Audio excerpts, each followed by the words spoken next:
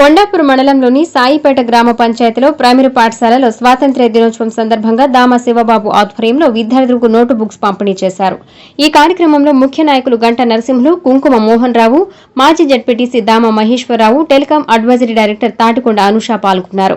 ఈ సందర్భంగా తాటికొండ అనుష మాట్లాడుతూ రాష్ట్ర ప్రభుత్వం ప్రతిష్టాత్మకంగా విద్యార్థుల కోసం పలు సంక్షేమ పథకాలు అమలు చేస్తుందని అన్నారు.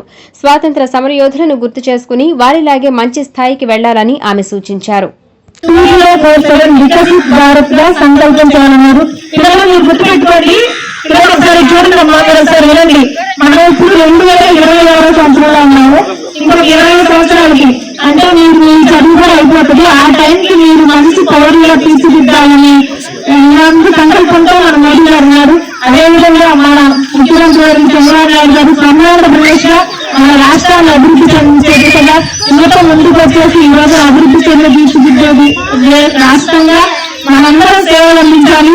ఒక విద్యార్థి, ఒక యువత కష్టపడితే, ఒక రైతు బలంగా ఉంటే, అలాగే ఒక సైనికుడు ధైర్యంగా ఉంటే, ప్రతి పౌరుడు నిజాయితీగా ఉంటే ఆ దేశం బాగుపడుతుంది, ఆ రాష్ట్రం బాగుపడుతుంది.